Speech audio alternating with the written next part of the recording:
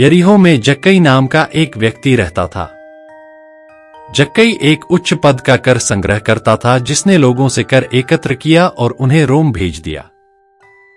कर संग्रहकर्ताओं के पास लोगों से कर एकत्र करने की शक्ति और बहुत सारी जानकारी थी।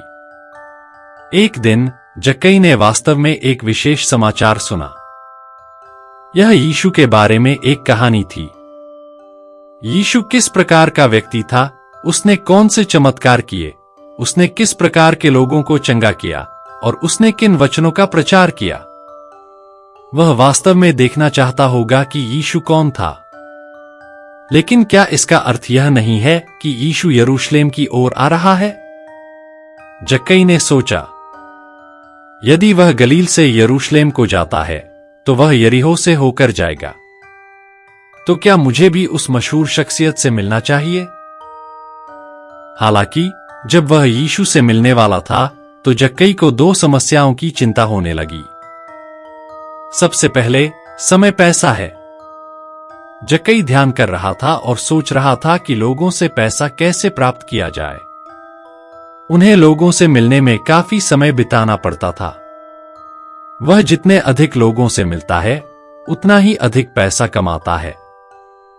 हालांकि यीशु को देखने के लिए उसे एक अच्छी जगह पर लंबे समय तक इंतजार करना पड़ा। उस समय में कई लोगों से कर एकत्र किया जा सकता था। क्या हमें यीशु से मिलने के लिए पैसे छोड़ने चाहिए? एक और समस्या जक्कई की ऊंचाई थी। जक्कई बहुत छोटा था।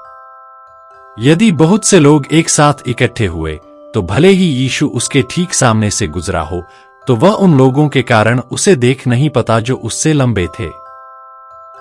लेकिन हम अनुमान लगाते हैं कि जक्कई ने सोचा था कि यीशु को देखना इन सभी समस्याओं से अधिक महत्वपूर्ण था। वह यीशु के आने के ठीक समय पर वहां जल्दी पहुंच गया। लेकिन जैसा कि अनुमान था, बहुत सारे लोग थे। स्थिति का सही विचार करने के साथ जक्कई ने चारों ओर देखा, एक ऐसी जगह पर गया जहां से यीशु गुजर सकता था और एक गूलर के पेड़ पर चढ़ गया। उस क्षेत्र में हर कोई जानता होगा कि जक्कई कर संग्रह करता था और उन्होंने उसे देखा होगा और सोचा होगा, एक वयस्क व्यक्ति पेड़ पर क्या कर रहा है। लेकिन यह जक्कई की तरह लगता है, योजना काम कर गई। यीशु ने जक्कई की ओर देखा। यीशु ने कहा, नीचे आओ, क्या मैं आज रात तुम्हारे घर पर रह सकता हूं? लोग शायद हैरान होंगे। उन्होंने यीशु के बारे में अफवाहें सुनी होंगी, लेकिन क्या वह इस कर संग्रहकर्ता के घर में एक रात बिताएगा जिसके घर में लोग पानी भी नहीं पीते थे? लोग यीशु का जक्कई के साथ होने से अप्रसन्न थे। उन्होंने जक्कई को पापी समझा। लेकिन यीशु कहते हैं, मैं इस पृथ्वी पर खोए हुए लोगों को खोजने और बचाने के लिए आया हूं। सभी जक्कई ने अपने कुछ पैसे और समय का उपयोग यीशु से मिलने के लिए किया और यीशु ने अपना सारा दिन जक्कई के साथ रहने में बिताया।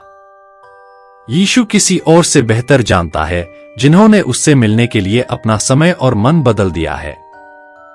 और आइए बाहर पहुंचें और उस बदलाव के बारे में बात करें। भले ही आप अतीत में पापी थे, अब आप बचाए गए हैं।